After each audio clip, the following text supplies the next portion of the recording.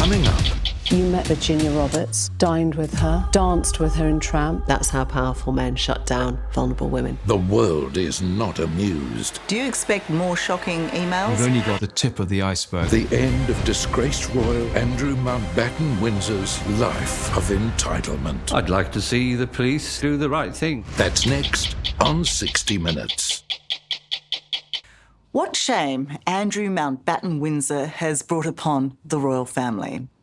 His association with now dead billionaire paedophile Jeffrey Epstein and accomplice Ghislaine Maxwell was clearly beyond the pale. But even worse, blinded by his own arrogance, he thought he could lie his way out of damning accusations made by Virginia Giuffre that she was sex trafficked to him when she was just 17. In the end, the damage Andrew was inflicting on the monarchy was so immense, King Charles had no option but to strip his brother of all his titles and honours, including Prince. Adding to Andrew's humiliation, he's being evicted from his royal mansion. Many are demanding his next home be a prison cell.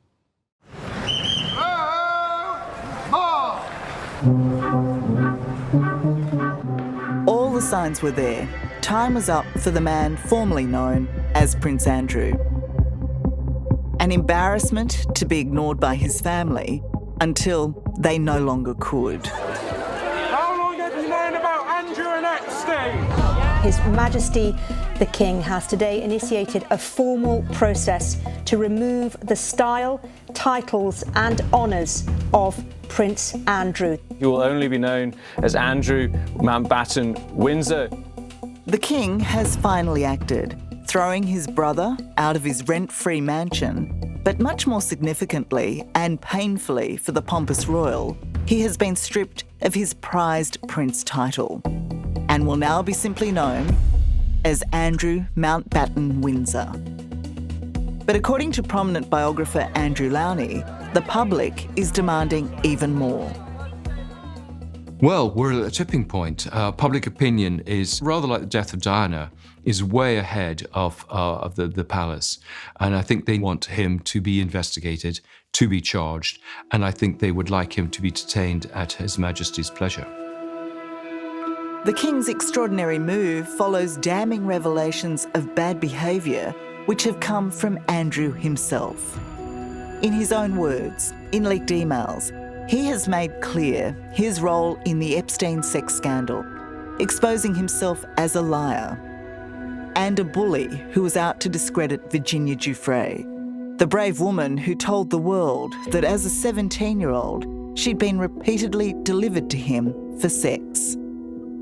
Virginia took her own life in April this year, but when we met in 2019, she was determined to reveal the ex-prince's involvement in the evil web spun by the now dead serial sex abuser Jeffrey Epstein and his accomplice, convicted British socialite Ghislaine Maxwell. I, was woken up by Ghislaine in the morning and told I was going to meet a prince, and we went shopping and Prince Andrew came over, and then we went to Club Tramp and he danced with me, and he's a horrific dancer, by the way, and he sweats a lot and he smells funny. And then we get in the car, and Andrew's not in the car with us. He's in the car behind us with his security guards. And Ghislaine tells me in the car that I have to do what I do for Jeffrey for Prince Andrew. And that's when I learned what was going to happen. How many times were you trafficked to him? 3 times. Quite often, if I was in the United States... Andrew has always denied the allegations, most spectacularly in 2019, in this interview with Emily Maitlis from the BBC's Newsnight. She says she met you in 2001. She says she dined with you, danced with you at Tramp nightclub in London. She went on to have sex with you in a house in Belgravia belonging to Ghislaine Maxwell, your friend. Your response? I have no recollection of ever meeting this lady. None whatsoever. You don't remember meeting her? No. But unfortunately for Andrew, Virginia had kept what has become one of the most recognisable and contested photos in the world. His spin was that it was a fake. But it's possible that it was you with your arm around That's her me, but whether that's my hand or whether that's the position, I have simply no recollection of a photograph ever being taken. I know it's real, and he needs to stop with all of these lame excuses. We're sick of hearing it. This is a real photo. Taken by Jeffrey Epstein. Taken by Jeffrey Epstein. And there's Ghislaine Maxwell. There's the flash. That's me at 17. And that's Prince Andrew with his chubby fingers. And we know what happened next. And that's right before I was abused by him.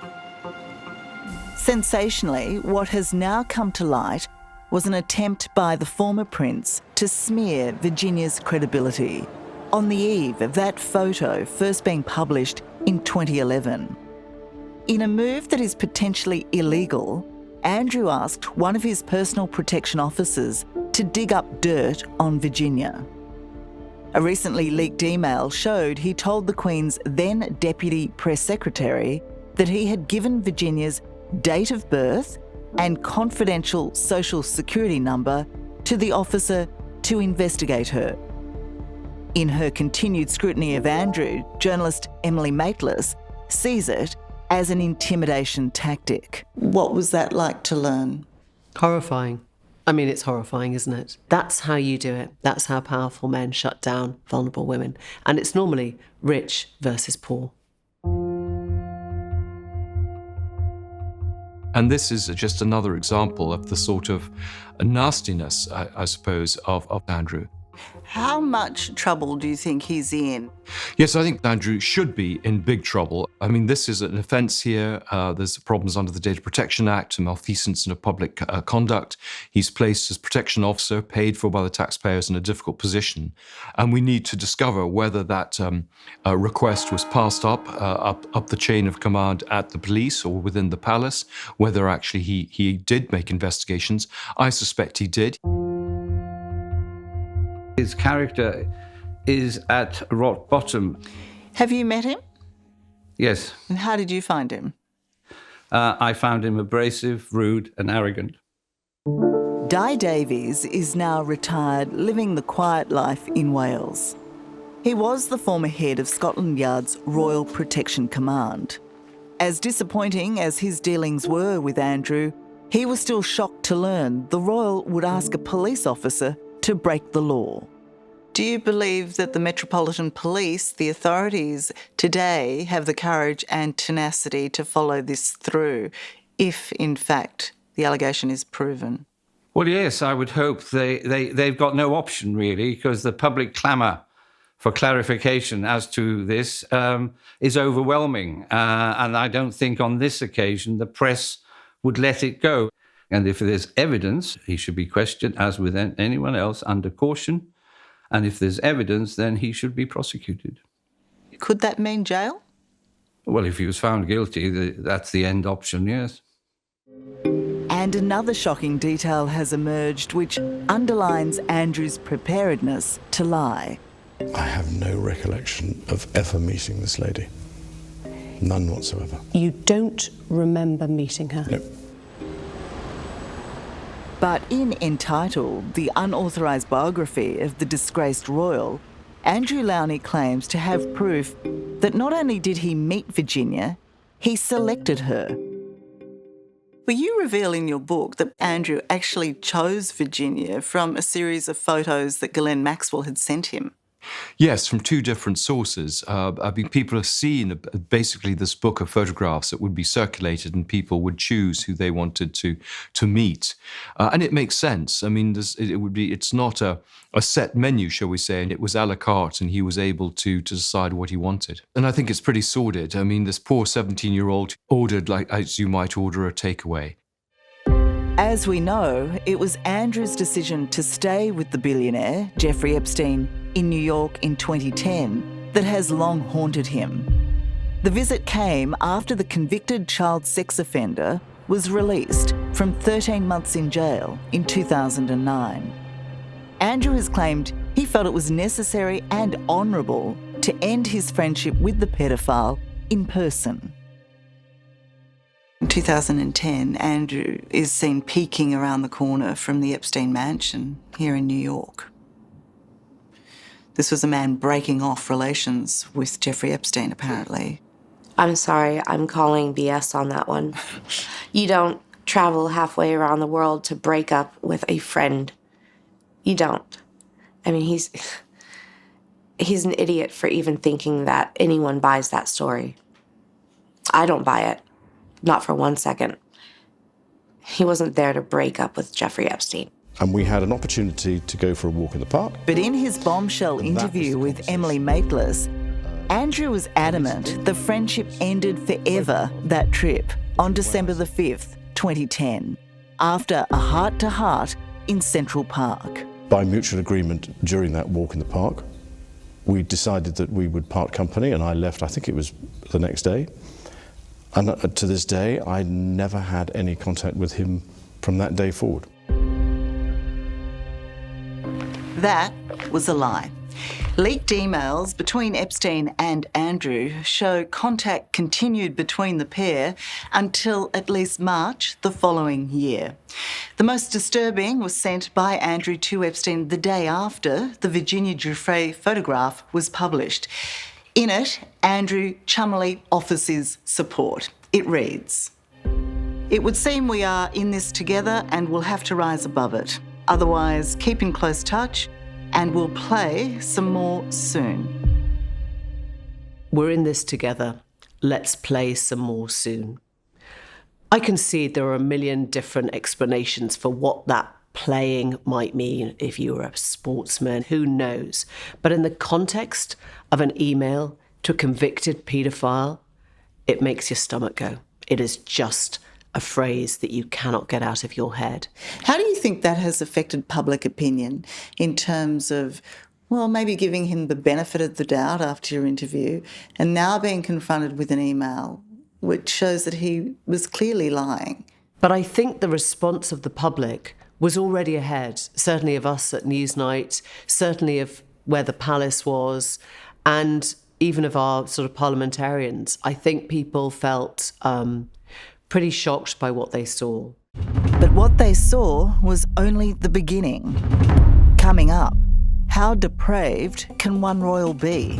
Epstein described Andrew as the only person he's found that's more perverted than I am. He called him the king of kink.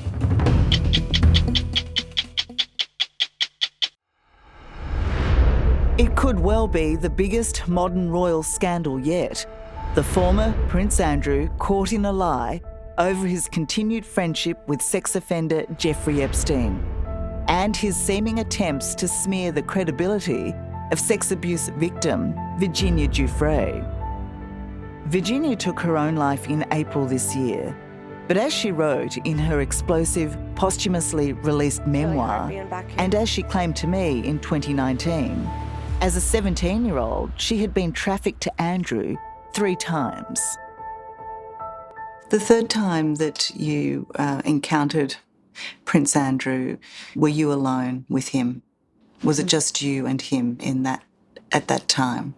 No, there were a lot of younger girls with us, and it was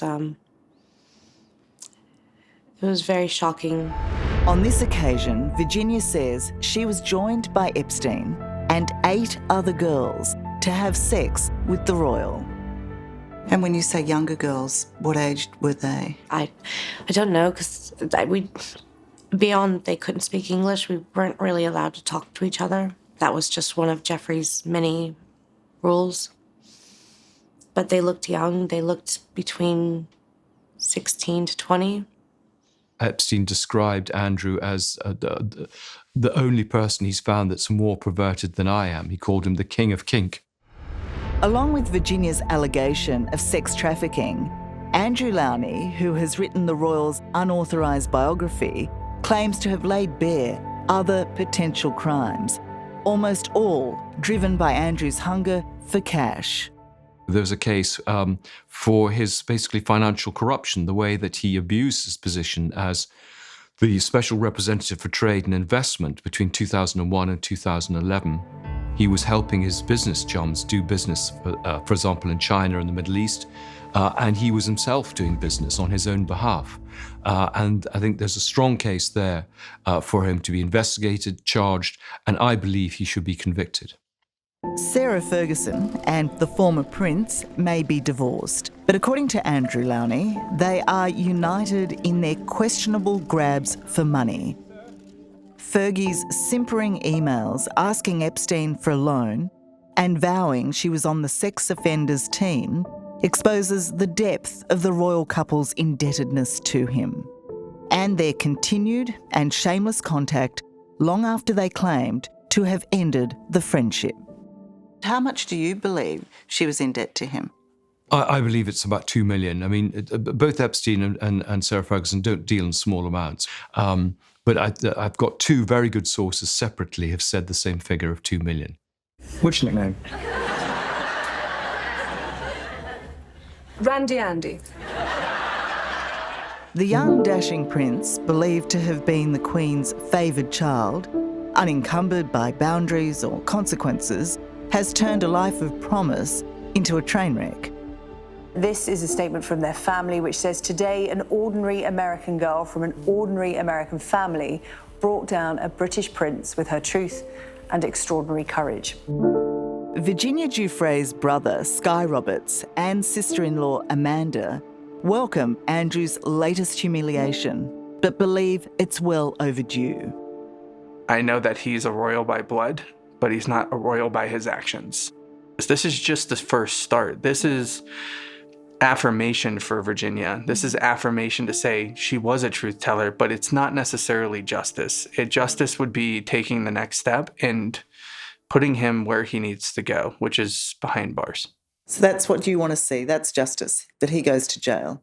Anybody who is being implicated in this cover-up, whether it's a royal cover-up or a U.S. cover-up, needs to be put where they need to go, which is behind bars.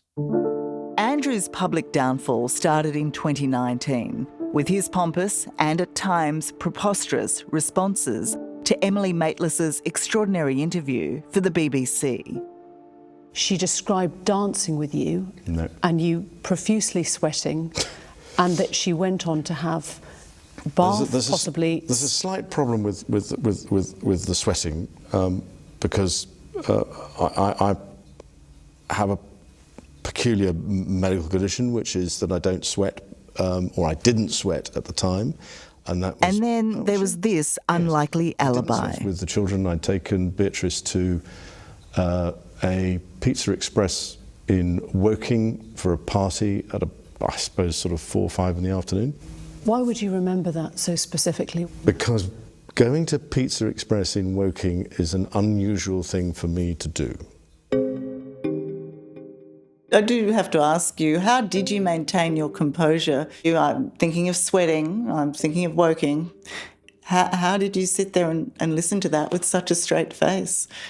Yeah, sweating and Woking. I've never heard it put quite so concisely. But, you know, I was always really aware, Tara, that at the heart was like a massively serious allegation. And so I think I had to keep my head in that sort of quite square space. What's ahead? We were just another toy to be passed around. And that's what they did. That's what you felt from Prince Andrew, that you were a toy? I wasn't even in the category of being a human being. I was just a toy to be used. No one knows better how serious or dark the allegations are than Virginia herself. She shares them in her memoir, not just those against Andrew, but also her harrowing encounters with others, including one of the world's most powerful and, as it turns out, violent men at the time. I would be trafficked to somebody who physically, mentally, and sexually abuses you to the point where you don't think you're going to live, and then you tell Epstein about it, and he sends you back. When Are you okay to go on? You sure? Yeah, I'm just getting that one out. It's good. So there was real fear for your own life? Yeah. Yeah, there were times I didn't think I was going to live. And there was times I didn't want to live.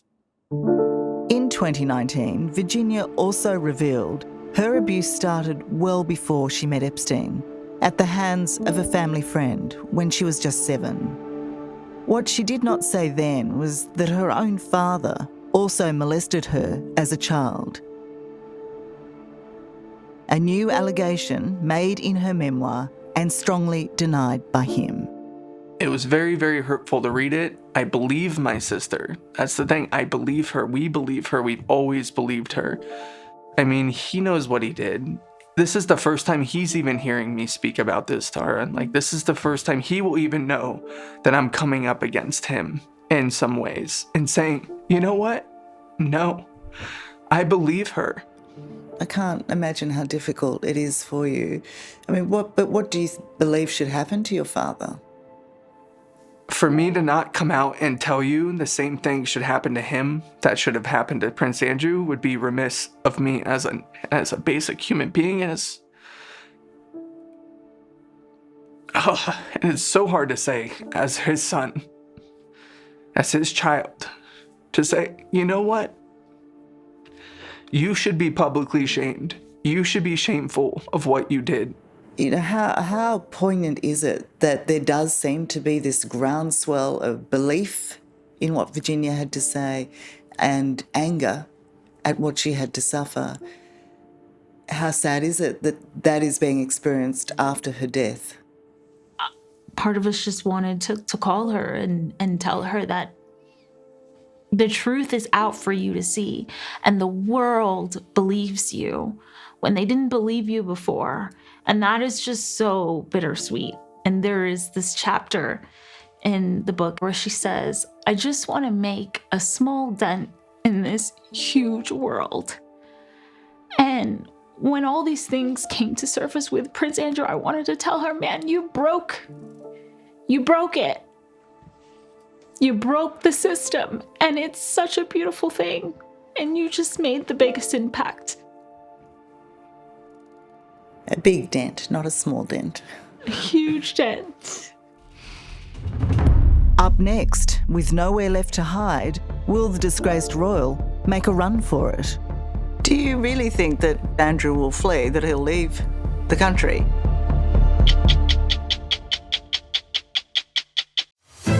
He has consistently been caught lying. Public are very, very angry. The scandal of Prince Andrew just keeps rolling on and on. Over the past week, the public outrage against Andrew was so intense, the Crown could no longer ignore it. The scale of the damage that, it's hard to stop calling him Prince Andrew, that Andrew Mountbatten Windsor had been inflicting. He was finally evicted from his rent-free mansion, and in the ultimate humiliation for a royal, stripped of his title as Prince.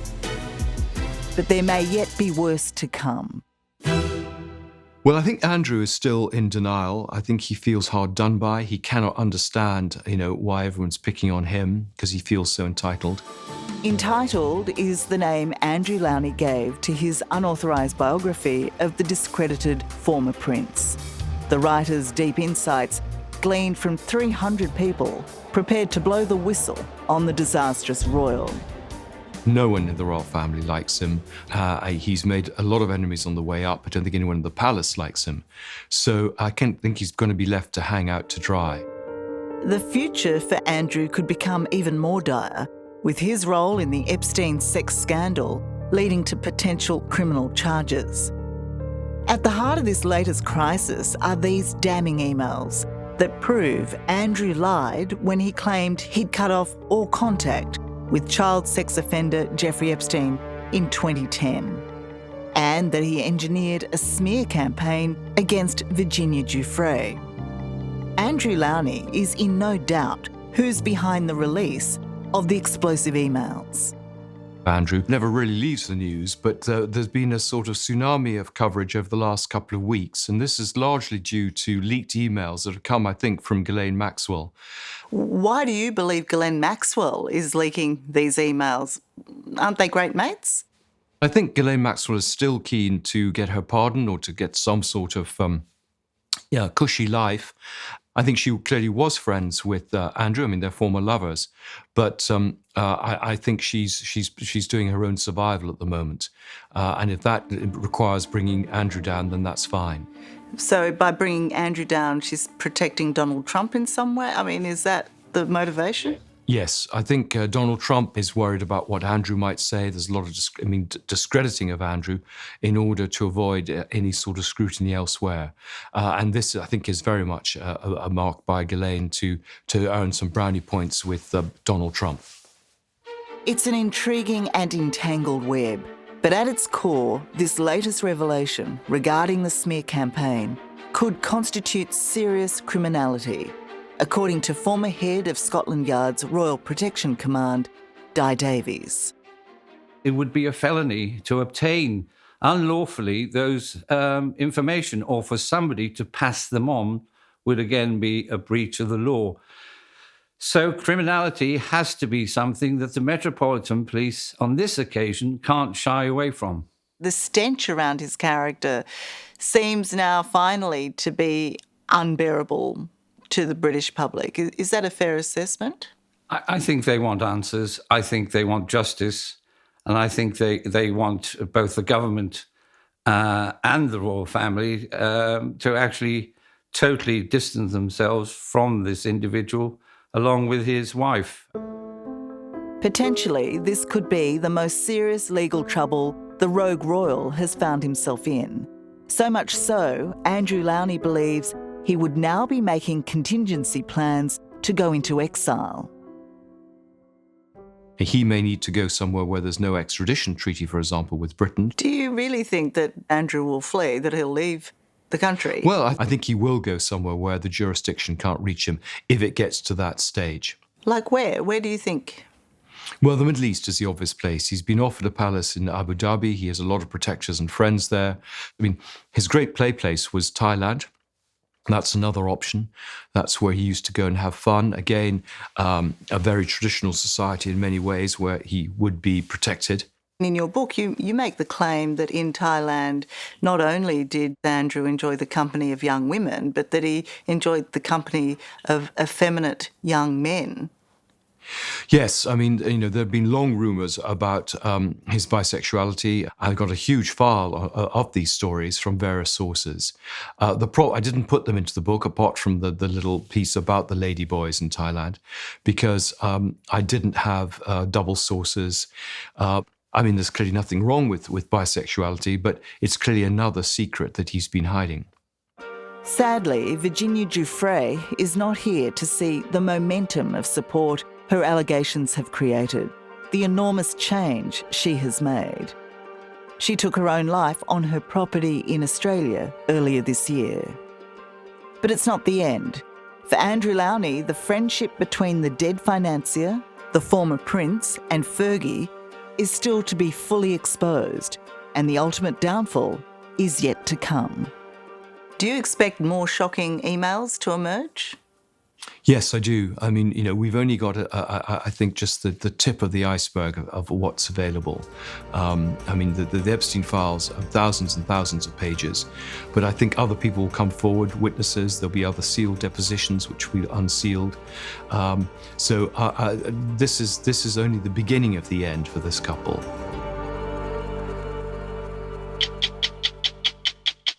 Hello, I'm Tara Brown. Thanks for watching 60 Minutes Australia.